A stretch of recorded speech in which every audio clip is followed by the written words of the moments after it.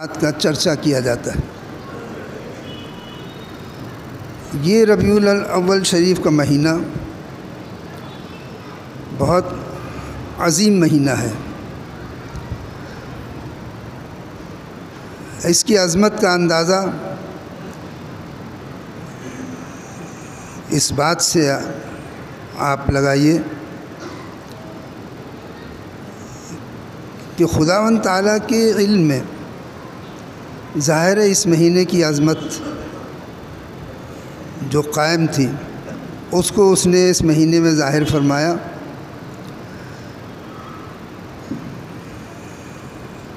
ہم سارے سال نماز پڑھتے ہیں، روزے رکھتے ہیں، حج کرتے ہیں، عمرے کرتے ہیں، صدقہ دیتے ہیں، نوافل پڑھتے ہیں، دیگر نیک عمل کرتے ہیں۔ نیک اعمال چاہے ماں باپ کی خدمت ہو، اولاد کی تربیت ہو، دوست احباب کے ساتھ حسن سلوک ہو، رشتہ داروں کے ساتھ اچھے معاملات ہوں، کچھ بھی ہو، ہر نیک کام، ہر اچھا کام، ہر اچھی بات جو ہم جس کا چرچا کرتے ہیں، اور ہر نعمت جو ہم پر خداوند تعالیٰ نازل فرماتا ہے، جو نعمت ہم کو عطا فرماتا ہے، ان تمام کے تمام کا سرچشمہ اور ان کا منبع وہی ذات گرامی صلی اللہ تعالیٰ علیہ وسلم ہے کہ لولاک لما خلقت الافلاک، اے حبیب اگر ہم آپ کو پیدا نہ کرتے تو یہ زمین و آسمان بھی پیدا نہ کرتے۔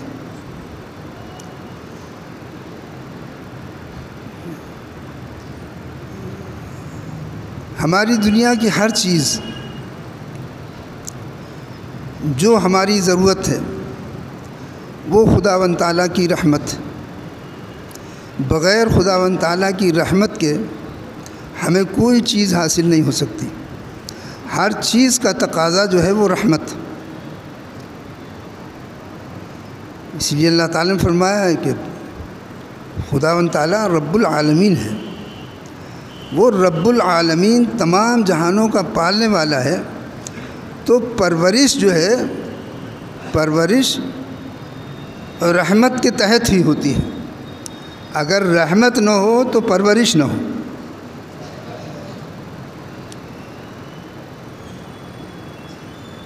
رحمت اگر نہیں ہو تو پرورش نہیں ہو سکتی۔ اسی لیے حدیث پاک میں آتا ہے کہ ہم نے رحم پیدا کیا اور اس رحم کے 100 حصے کیے، اس میں سے ایک حصہ رحم اور رحمت کا ہم نے دنیا کے اندر نازل کر دیا اور اس کو ساری مخلوق پہ تقسیم کر دیا۔ رحم کے 100 حصے کر کے اسے ایک حصہ دنیا میں نازل کیا اور اس کو ساری مخلوق پہ تقسیم کر دیا۔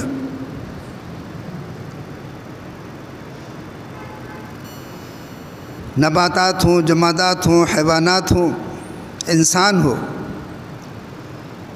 سب اپنی اپنی نسل کی پرورش کرنے کی طرف جو دوڑتے ہیں۔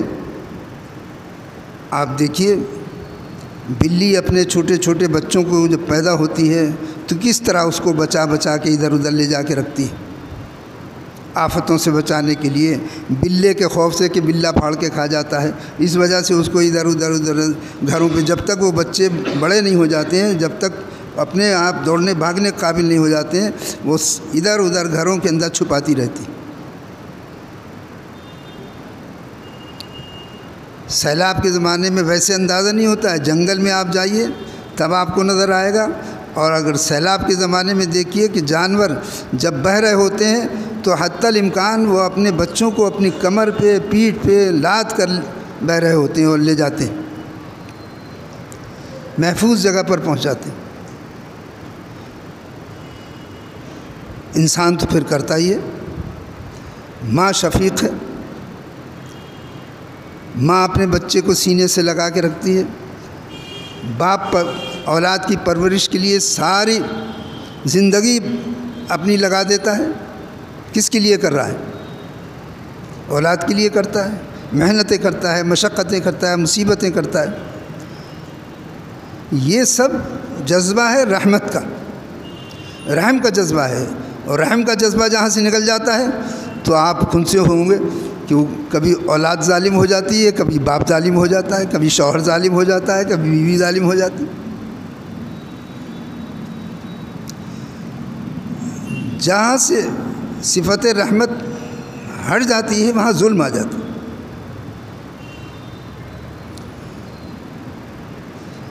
تو جتنی بھی چیزیں ہیں ساری نعمتیں خداوند تعالیٰ کی، وہ رحمت کا تقاضا ہے۔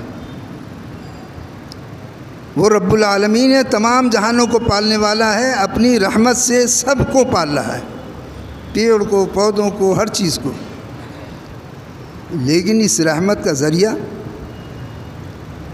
اپنی اس رحمت کا ذریعہ اس نے خود اعلان کر دیا، ورنہ تو لوگ کہتے ہیں یہ کیا شرک کر رہے ہیں آپ، خدا کے معاملات میں شریک کر رہے ہیں۔ وہ تو معاملات کو اللہ نے خود ہی واضح فرما دیا ہے، ورنہ تو لوگ جینے نہ دیں۔ شرک کا مطلب ہی نہیں سمجھتے۔ اس نے خود ہی اعلان کر دیا کہ وَمَا أَرْسَلْنَاكَ إِلَّا رَحْمَةً لِّلْعَالَمِينَ، عالمین، ہم نے آپ کو نہیں بھیجا ہے مگر تمام جہانوں کے لیے رحمت بنا کر بھیجا ہے۔ تو اب وہ رحمت دنیا میں کسی بھی چیز کو، کسی بھی مخلوق کو، کسی بھی ذرے کو خداوند تعالیٰ کی اگر رحمت ملتی ہے تو اس کا ذریعہ اور سبب نبی کریم صلی اللہ علیہ وسلم کی ذات گرامی ہے۔ خداوند تعالیٰ نے تمام جہانوں کے لیے رحمت بنا کر بھیجا۔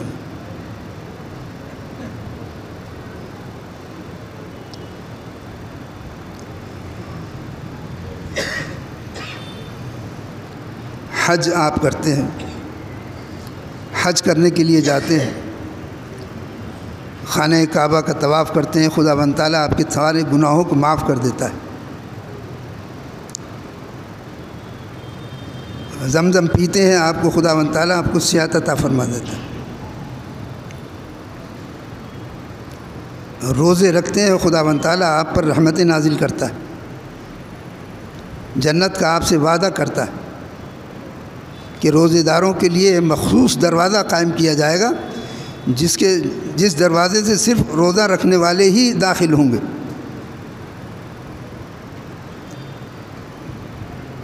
زکوٰۃ ہم دیتے ہیں، خداوند تعالیٰ زکوٰۃ کا اجر و ثواب کہ کئی گنا اضافہ کر کے عطا فرماتا ہے۔ یہاں تک کہ فرماتا ہے کہ صدقہ تو ہے ہم تمہارے اپنے داہنے ہاتھ میں لے لیتے ہیں اگر مال حلال سے دیا جائے۔ یہ بات ہمیشہ یاد رکھیے کہ کوئی بھی صدقہ ہو، زکوٰۃ ہو، حج ہو، جو بھی معاملات آپ کریں گے دھیان رکھیے کہ وہ مال حلال سے ہونا چاہیے، مال حرام قبول نہیں ہے۔ اور جب مال حلال سے ہوگا تو اس کی کیفیت یہ ہوتی ہے کہ آپ چاہے ایک پیسہ دیں اخلاص کے ساتھ میں اور چاہے 1000 روپے دیں، یہ تو آپ کے اخلاص کے اوپر ہے اور سامنے والے کی ضرورت پر ہے۔ آپ اپنے اخلاص سے آپ کے پاس جو ہے اگر آپ دیتے ہیں، جتنا بھی دیتے ہیں خداوند تعالیٰ کی رضا کے لیے، حدیث پاک میں آتا ہے کہ خداوند تعالیٰ اپنے دائنے ہاتھ میں لے لیتا ہے اور اس کا اجر و ثواب ایک مرتبہ کے دیے ہوئے کا اتنا بڑھتا ہے، اتنا بڑھتا ہے، اتنا بڑھتا ہے کہ وہ احد پہاڑ کے برابر ہو جاتا ہے۔ یہ رحمت خداوندی آپ کو ملتی ہے، یہ اجر و ثواب آپ کو ملتا ہے۔ نمازیں قائم کرتے ہیں، آپ کھڑے ہوتے ہیں تو خداوند تعالیٰ فرماتا ہے کہ جب بندہ میری بارگاہ میں فرما برداری کے ساتھ کھڑا ہوتا ہے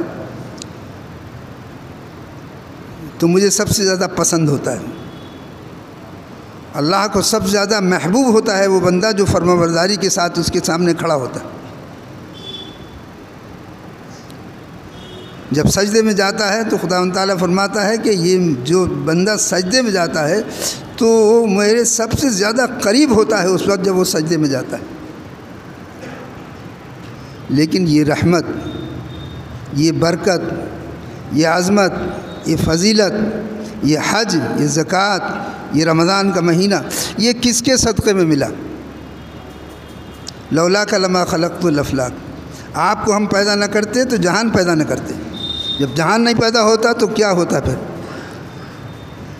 محمد نہ ہوتے تو کچھ بھی نہ ہوتا صلی اللہ علیہ وسلم۔ وہ نہ ہوتے تو کچھ بھی نہ ہوتا۔ جب کچھ نہیں ہوتا تو پھر یہ نماز کہاں سے آتی، روزہ کہاں سے آتا، یا جو ثواب کہاں سے آتا؟ یہ صدقہ ہے انہی کا۔ اور خداوند تعالیٰ کی یہ حکمت، اس کا فضل، تمام مہینوں کے اندر خداوند تعالیٰ نے کچھ نہ کچھ صفت رکھی ہے اپنی برکت اور رحمت کی۔ رمضان کے مہینے کو بابرکت بنایا،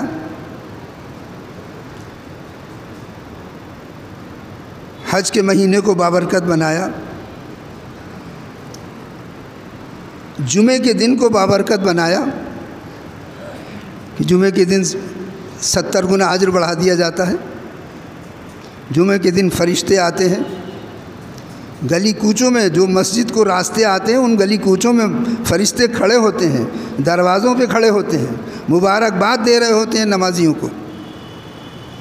ہمیں یہاں پہ یہ بھی سوچنا چاہیے کہ ہم نماز کو آتے ہیں تو کس حالت میں آتے ہیں۔ گھر سے وضو کر کے، صحیح بات یہ ہے کہ گھر سے اگر وضو کر کے چلیں گے تو آپ کچھ نہ کچھ درود پاک، کلمہ طیبہ کچھ نہ کچھ پڑھتے ہوئے آئیں گے، اتنا اجر آپ کو ملے گا۔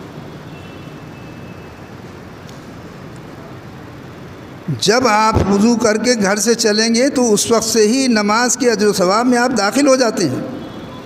اور جب وہاں سے آپ بے وضو چلیں گے، ٹھٹے مارتے ہوئے چلیں گے، ایک دوسرے سے بھونڈا سا مذاق کرتے ہوئے چلیں گے، بیڑیاں کے سٹے لگاتے ہوئے چلیں گے، دھواں اڑاتے ہوئے چلیں فرشتوں سے جس سے تکلیف ہوتی ہے، تو پھر آپ کو کتنا سا اجر ملے گا؟ مسجد میں آئیں گے جتنی دیر رہیں گے وہ، اور اس میں بھی اگر بیڑی پیتے ہوئے آئیں گے تو ساری نماز آپ کو خراب ہوگی کہ آپ منہ میں سے آپ کے بدبو آتی رہے گی، فرشتے آپ سے تکلیف اٹھاتے رہیں گے۔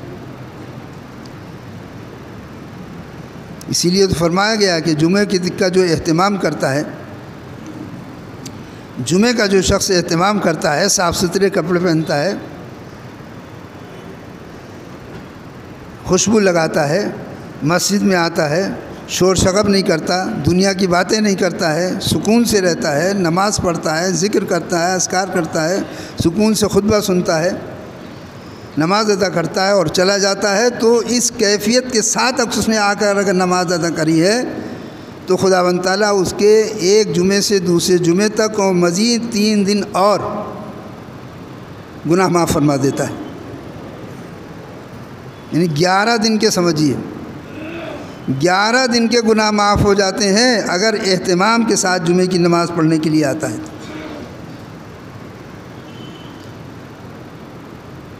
تو جمعے کی اپنی برکتیں ہیں، رمضان کی اپنی برکتیں ہیں، محرم کی 10 محرم کی اپنی برکتیں ہیں۔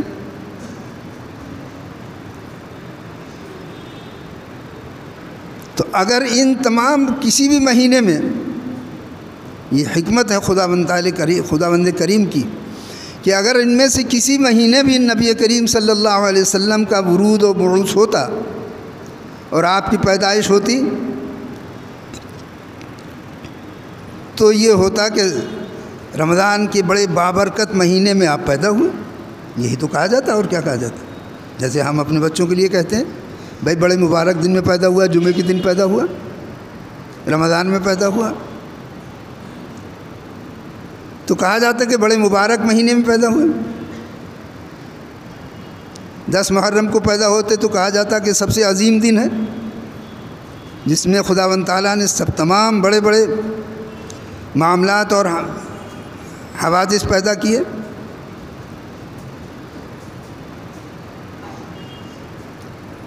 جمعے کے دن ہوتے تو جمعے کی برکتیں، کہا جاتا کہ جمعے کی برکتیں حاصل ہو گئیں۔ تو خداوند تعالیٰ نے ان تمام، چونکہ نبی کریم صلی اللہ علیہ وسلم کی ذات گرامی ان تمام چیزوں کا ذریعہ اور وسیلہ تھی، تو اللہ رب العزت نے آپ کے لیے وہ مہینہ چنا جو ان میں سے کوئی مہینہ نہیں تھا، تاکہ یہ معلوم ہو جائے، امت کو یہ معلوم ہو جائے کہ جو کچھ ہے سب انہی کا صدقہ ہے۔ جس مہینے میں وہ پیدا ہوئے وہ مہینہ اتنا علم الہی میں ایسا عظیم ہے کہ اس مہینے کی برکت سے تمام مہینوں کے اندر برکت پیدا ہو گئی۔ یہ وہ مہینہ ربیع الاول شریف کا، اور پھر ربیع الاول نام ہی اس کا ربیع الاول ہے۔ ربیع کہتے ہیں بہار کو۔ میں تو کہا کرتا ہوں کہ اب روحانیت کا موسم بہار شروع ہو گیا، یہ موسم بہار ہے۔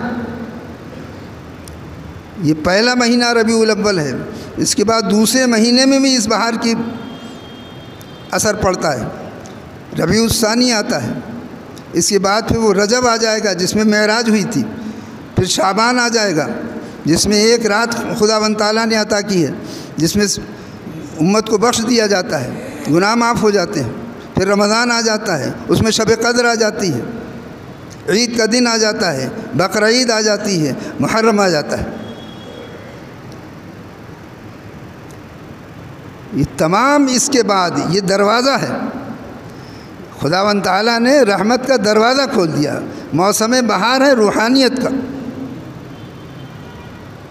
اس مہینے میں خداوند تعالیٰ نے، اور دن بھی ایسا چنا کہ کچھ نہیں، اس دن کی برکت سے سارے دنوں کو برکت عطا ہو گئی۔ پیر کا دن چن لیا اللہ تعالیٰ نے، جمعرات کا نہیں ہے، جمعے کا نہیں ہے، سنیچر کا نہیں ہے، اتوار کا نہیں ہے۔ جانتے ہیں جمعہ سنیچر اتوار وہ نہیں ہے۔ جمعے کا دن تو ہم نے بعد میں جب امتوں پر پیش کیا گیا کہ اپنے اپنے لیے عبادت کا دن چن لو، تو یہودیوں نے سنیچر کا دن چنا، نصرانیوں نے اتوار کا دن چنا، اور امت محمدیہ صلی اللہ علیہ وسلم نے جمعے کا دن چنا۔ تو یہ دن بھی چنیدہ ہیں، ان دنوں میں بھی نہیں رکھا۔ کوئی یہ نہ کہے کہ ہمارا چنا ہوا جو دن تھا، جب ہم نے ازل میں ہماری ارواح نے جس عبادتوں کے لیے جو دن چنا تھا، اس دن ہمارے چنے ہوئے دن میں پیدا ہو گئے۔ آپ نے وہ دن بھی اللہ نے اختیار نہیں کیا، نہ جمعے کو پیدائش ہوئی، نہ سنیچر کو پیدائش ہوئی، نہ اتوار کو پیدائش ہوئی، تاکہ کوئی قوم یہ نہ کہہ سکے کہ ہمارا چنا ہوا دن نبی پاک صلی اللہ علیہ وسلم ملا اور اس کی برکتیں مل گئیں۔ الگ سے اللہ رب العزت نے مہینہ بھی الگ رکھا، دن بھی الگ رکھا، اور وقت بھی ایسی رکھا۔ وقت بھی کیسا رکھا؟ آپ کو روحانیت کا اندازہ نہیں ہے۔ دن ہوتا تو رات مایوس ہوتی، دن میں اگر پیدائش ہوتی تو رات مایوس ہوتی، دن کو فضیلت حاصل ہو جاتی۔ رات میں پیدائش ہوتی تو دن مایوس ہوتا، رات کو فضیلت حاصل ہو جاتی۔ خداوند قدوس نے وقت بھی چنا، ایسا وقت کہ جب دن آ رہا تھا اور رات جا رہی تھی، وہ وقت چنا جس میں دونوں وقت شامل ہیں، دونوں وقت شامل ہیں۔ رات ختم ہو رہی تھی، دن آ رہا تھا، صبح سحر کے وقت۔ تو آپ کہیں گے رات اور دن تو شام کو بھی جو ہوتے ہیں، رات اور دن تو دونوں ملتے ہیں، شام کے وقت بھی ہو سکتے تھے، لیکن شام کے وقت اگر ہوتے تو ظاہر ہے کہ آپ کی پیدائش کے بعد رات آتی۔ اگر شام کے وقت پیدائش ہوتی، دونوں وقت ملتے ہوئے شام کو اگر پیدائش ہوتی تو اس کے بعد کیا آتا؟ رات آتی تو اندھیرا آتا، لیکن آقا صلی اللہ علیہ وسلم کو تو اجالا پھیلانے کے لیے بھیجا گیا تھا، اس لیے دن مقرر صبح کا وقت مقرر کیا کہ آپ کی پیدائش کے بعد پھر اجالا ہی اجالا ہوتا رہے گا، ظاہری اجالا بھی ہوا، باطنی اجالا بھی ہوا۔ یہ سب حکمتیں اور مصلحتیں ہیں خداوند تعالیٰ کی، اسی کا چرچا کیا جاتا ہے۔ یہ معمولی چیزیں نہیں ہیں، یہ ایسے ہی ہماری آپ کی بچوں کی پیدائش نہیں ہے، یہ پیدائش اگلے جمعے میں بتائیں گے کہ کیسا چرچا ہوا تھا جب زمین سے لے کے آسمان تک، آدم سے لے کے اور عیسیٰ تک، جب تمام پیغمبروں میں، تمام امتوں میں، تمام شجر و حجر میں چرچا تھا، تو آپ بھی اس پیدائش پہ چرچا کریں گے تو آپ بھی ان چرچا کرنے والوں میں اور خداوند تعالیٰ کے محبوب نظر بندوں میں ہو جائیں گے انشاءاللہ العزیز۔ خداوند کریم ہمیں سننے، سمجھنے، قرآن کریم، حدیث پاک پڑھنے، سمجھنے، اس پر عمل کرنے کی توفیق عطا فرما دے۔